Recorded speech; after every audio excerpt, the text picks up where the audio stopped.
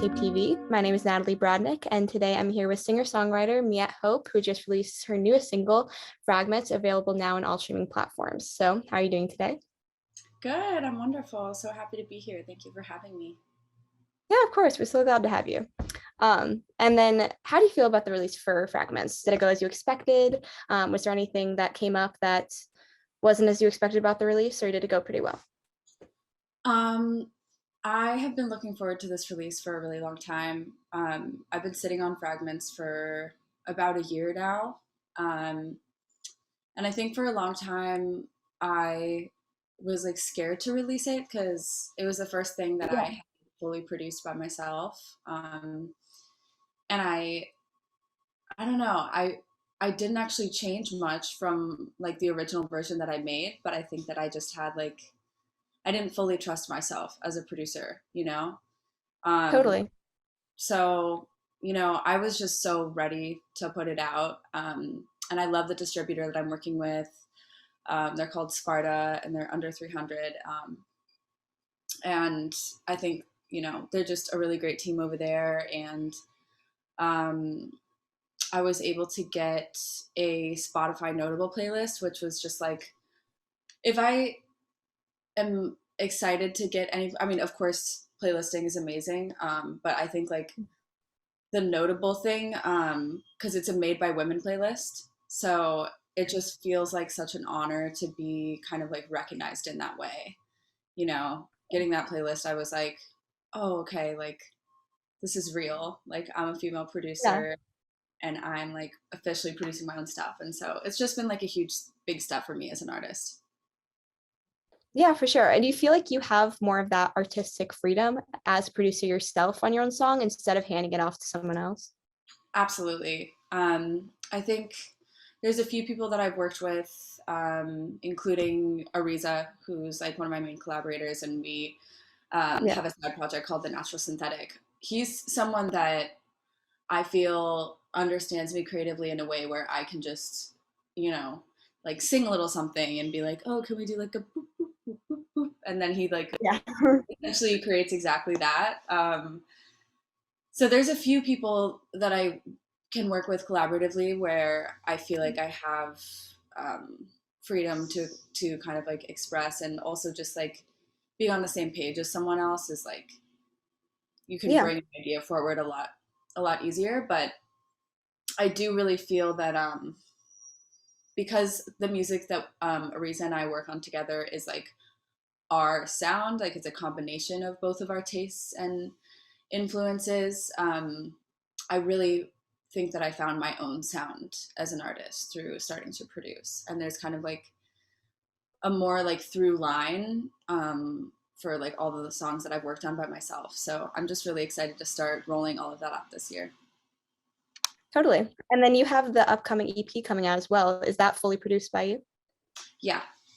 So I have Awesome. some other songwriters that came in and like wrote a couple songs with me, but this whole EP that I'm dropping, I really want to be the sole production credit on everything, and I just feel it's really important for me to like prove to myself that I can do it. Yeah, I'm totally. still going to continue to collaborate with other producers, especially like for projects in the future, and probably will have like a co-producing collaboration kind of thing where we like pass files back and forth. But for this EP, I really wanted to just be like fully made by me. That's awesome. I'm so excited for you for that. Um, and then what are you most excited for people to hear off this EP? Is there a certain song or a certain aspect that you're excited for people to hear? Um, I think each of the songs kind of have like a life and a beauty of their own. Um, I wrote a song called Bender that I'm really excited about. It was actually probably the first song that I made um, where I made the demo and I was thinking about, then just like sending the stems off to a producer. Um, but I really liked where it was going and I was like, wait, maybe I can do this myself. So that song is really special to me for that reason. And it also just explores, you know, something that's like close to my heart, but something also just like really vulnerable. My first EP that I dropped was about losing my dad. Um, and that's just been a big part of my story. And I think for me as an artist, I really, I like to explore, you know, all the things that are hard to talk about, because if you can Yeah. hear it in a song, it's like, I don't know, you can transform something painful into something beautiful. So I find like writing really healing, and Bender specifically is about like the alternative title is You Remind Me of My Father. So it's essentially about people who I've pursued romantically that struggle with addiction or like mental illness, because I'm trying to kind of heal that um, thing that I could never fix in my dad. So it's like a very vulnerable concept, but I think it's like very hard hitting, and I think for the people that have daddy issues like me, you know, they could really relate to it. And I think, yeah, I'm excited for that song. It'll probably come out. Um, I'm gonna release like like two singles and then Bender. So probably in like 3 or 4 months, it'll be coming out. Yeah. And then do you find it difficult to have that vulnerability in your songwriting? Like kind of what goes through your head when you put out something that's so close to you like that? Um, when I released Pendulum, which was the EP I put out in 2019, um, I also wrote and co-directed a short film to go along with the 3 songs, Yeah. and it kind of follows this character through, this journey of grief. I felt that releasing that was like very like healing for me, and I think when I'm writing songs with the purpose of like healing something, I almost like tell the story as if it's just a story, if that makes sense. Yeah. So it's like taking myself out of the situation and looking at it from the outside is like just cathartic in a healing way, if that makes sense. Yeah. And I'm sure having that feedback from an audience that's so responsive to your music kind of makes you feel validated in a way because people can interpret your story in their own lives and kind of give it a new purpose. So I think it's amazing.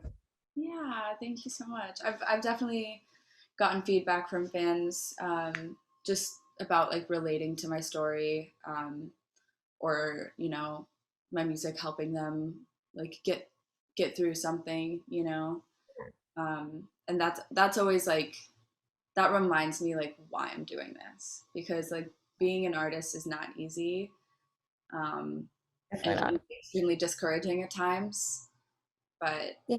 moments like that really remind me, why I'm sticking with it. Yeah. And kind of going off that, how would you define like success in your career? Because I know it's kind of hard to put like a tangible aspect on that because there's so many factors, but like how would you define yourself as successful in your career? I always find that question hard. I think for me, it's important to.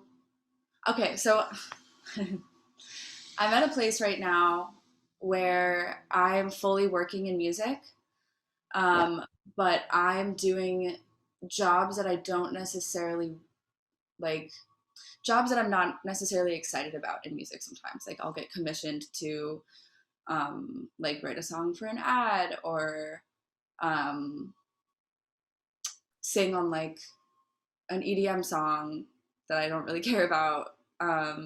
Yeah. And I have to do those jobs right now because it's helping me survive, and I'm choosing to be an independent artist. So that means that Yeah. my artistry is self-funded.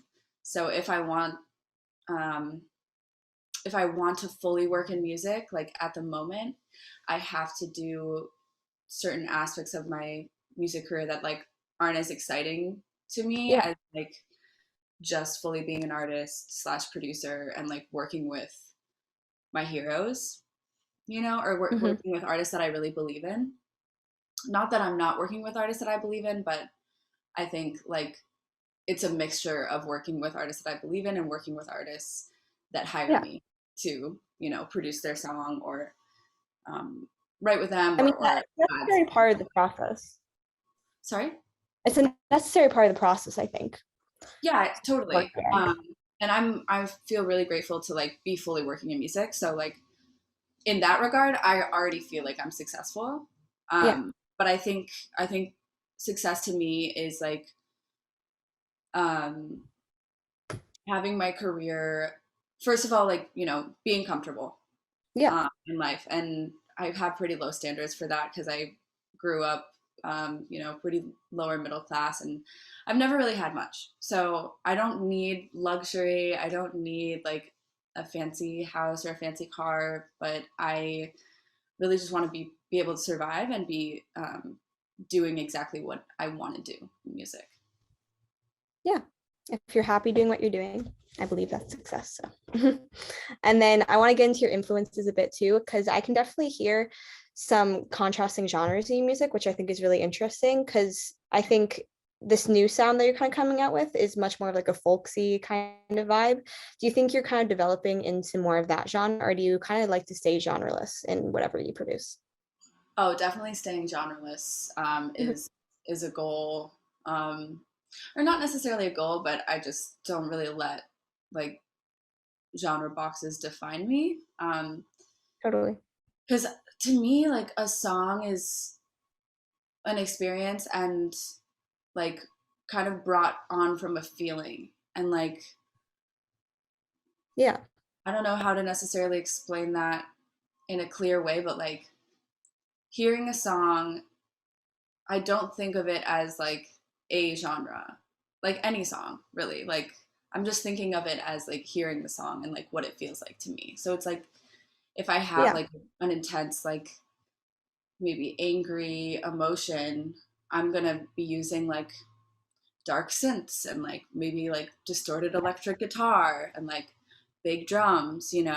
But if I'm expressing something that's like fragments, that's a little bit more fragile and kind of saccharine, then I'm going to be using acoustic guitar and harmonies and you know making the song feel like the feeling that inspired the song, if that makes sense.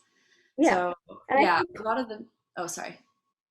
no, I think when it comes to anything like creative like that, it's good to not put limits on it. It's so you can be as artistic as possible and kind of not be boxed into one specific genre just because of like stupid expectations. So Yeah, I mean, and I'm making my music for me at the end of the day. Like if it reaches people and they resonate with it, like I'm so grateful for that. But like I'm making music because I love it and because I definitely. want to express myself. And so, because I enjoy so many different genres and have so many different influences, it really just depends on the day, how I feel when I wake up, like what kind of song I want to make. But, there are certain aspects, especially since I started producing, that like are, um, you know, the same throughout.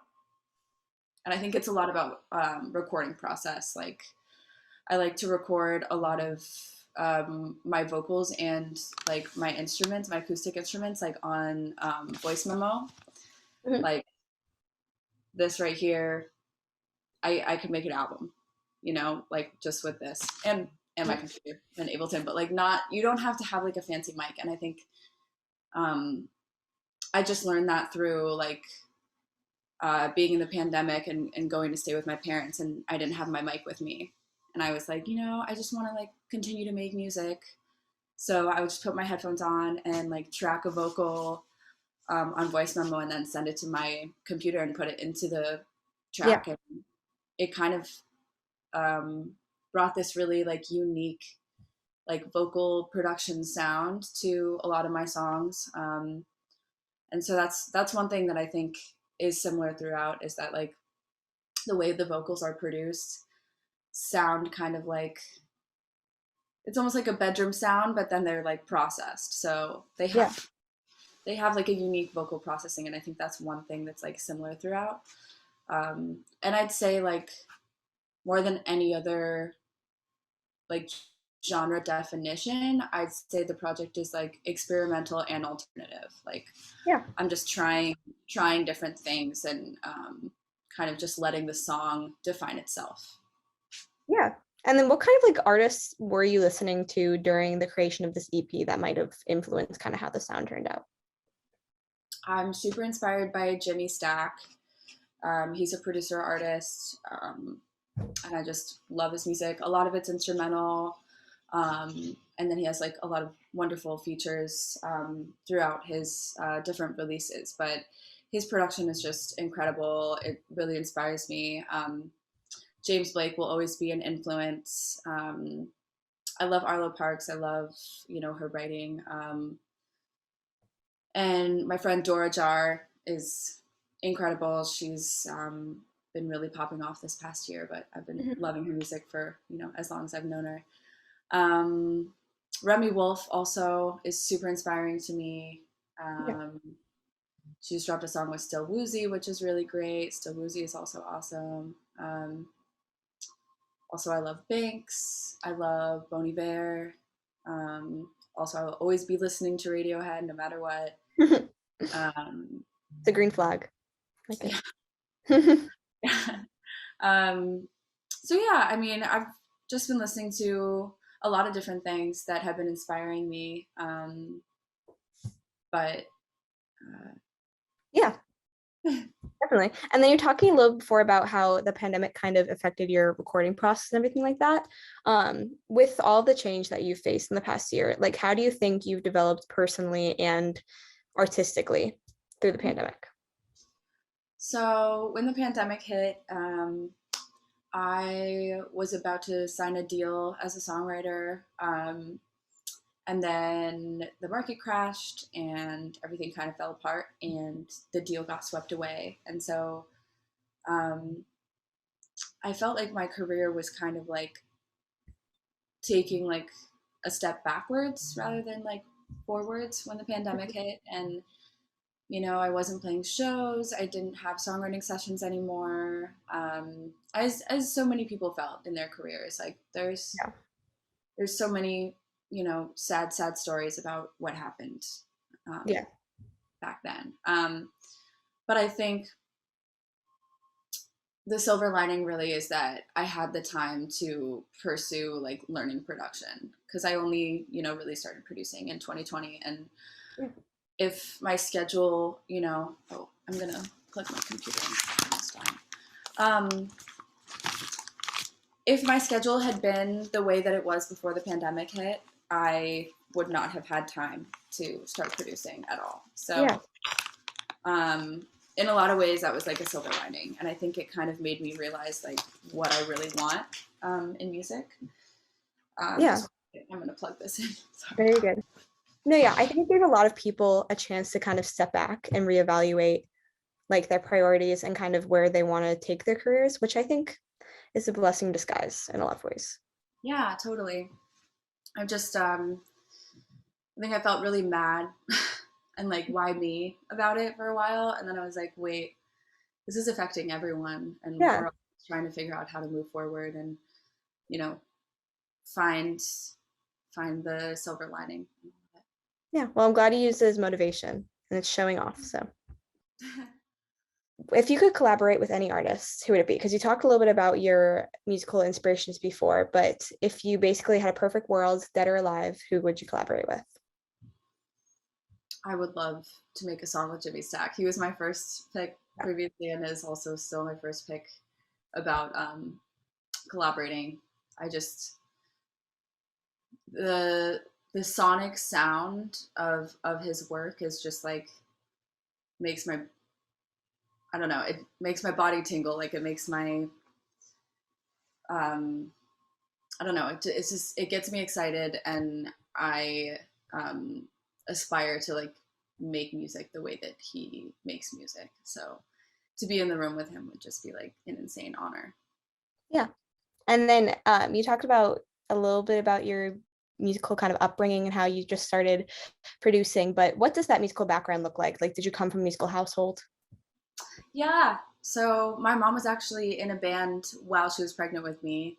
She's kind of been playing music for a long time. Awesome, yeah. And as I was growing up, like she taught me how to play guitar. She put me in piano lessons at an early age. So she never necessarily forced music on me, but I remember going to like a friend's house and like looking around and being like, "Oh, where's your piano?" I was like surprised that not every family had instruments in the house. So Yeah. it from a young age, I just thought it was normal to like have music be a part of the household.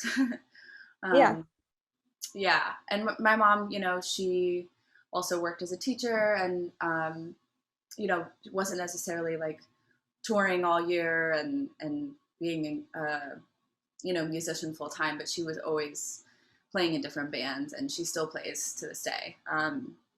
And I was in the band for a while, and I think that's how I got a lot of my like early touring and recording experiences, is like singing with the band.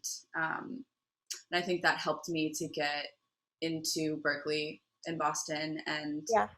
I think it helped me to get my scholarship too, to have recommendation letters from like professional musicians that I had worked with already from a young age. So I feel really, really grateful um, to have been raised in an environment like that. Because I know a lot of students that I went to school with, their parents, you know, didn't approve of them like being musicians and pursuing a career like that, because it's a tough career. It totally makes sense, but my mom was always super supportive of that. So Yeah. And how do you think that education at Berkeley kind of prepared you for a career in the music industry?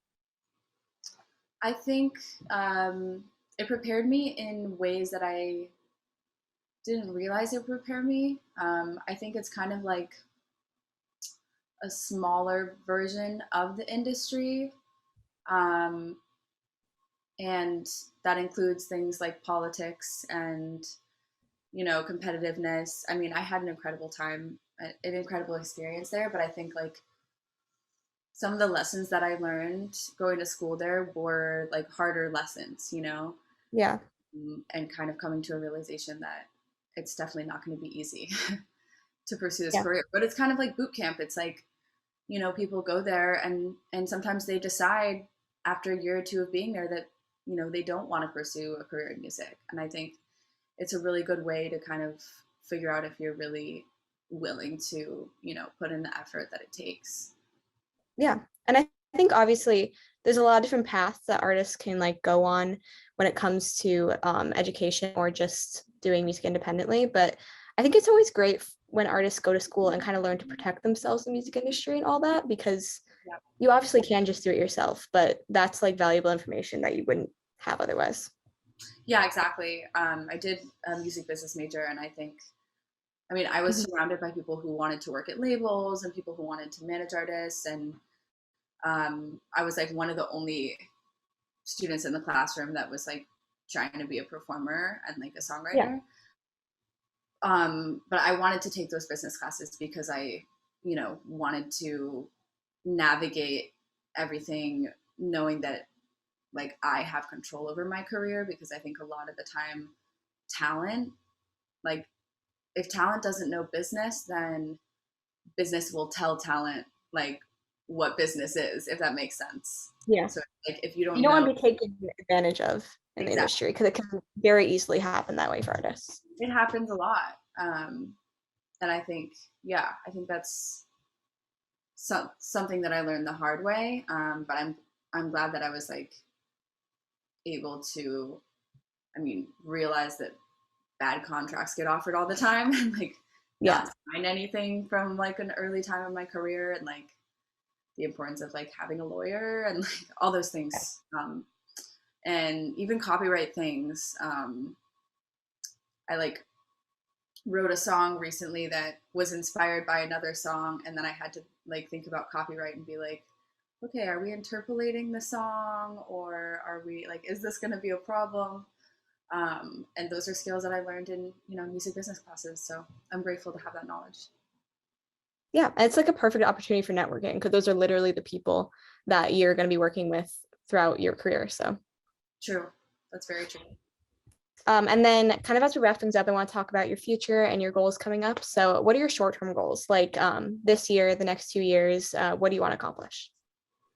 I would love to go on tour. I think I'm just waiting for the right situation. Like I'd love to be on tour with like a bigger artist and Yeah.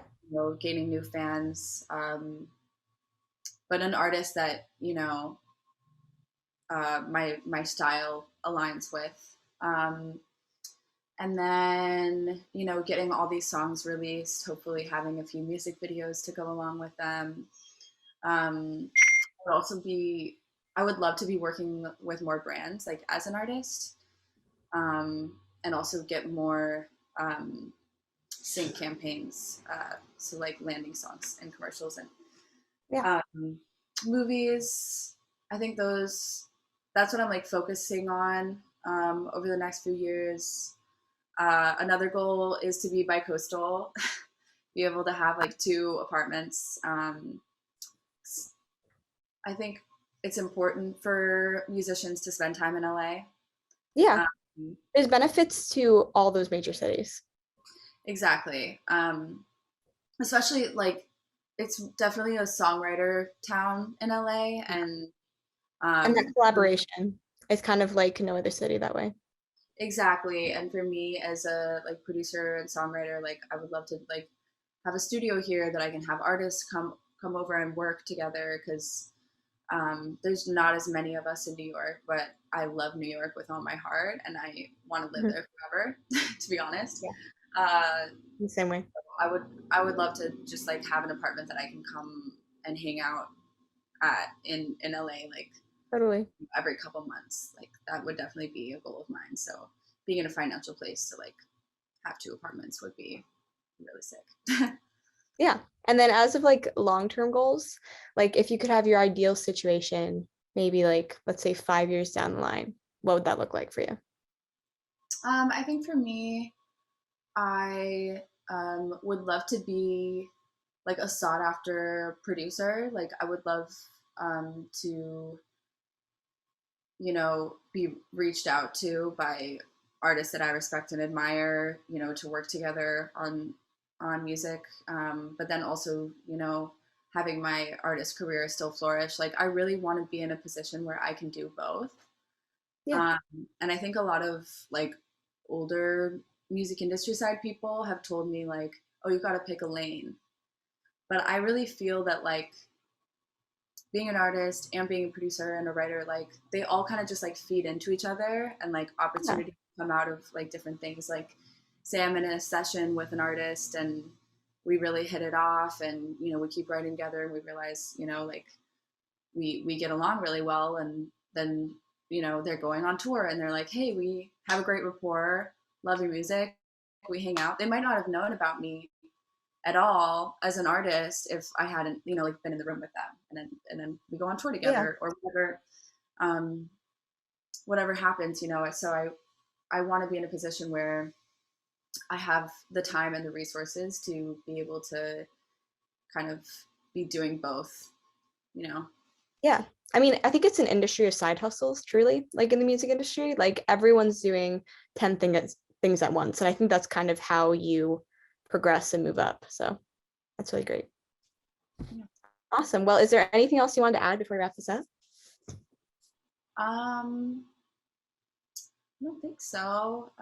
Just that I'm excited to, be releasing music again and continue to roll out the self-produced stuff. And yeah, and I'm grateful to be here with you today. So thank you Yeah. for me up and interviewing me. Yeah, of course. Can you drop your socials so everyone can go follow you and follow your career?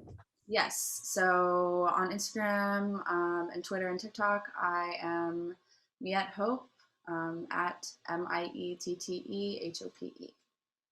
Awesome. Well, thank you so much for coming on our show. I'm so excited for your EP, and everyone should go listen to Fragments out now on all streaming platforms. Yay. Thank you. Thank you so much. This was so great. Loved it. I'll talk to you soon. Bye. Bye.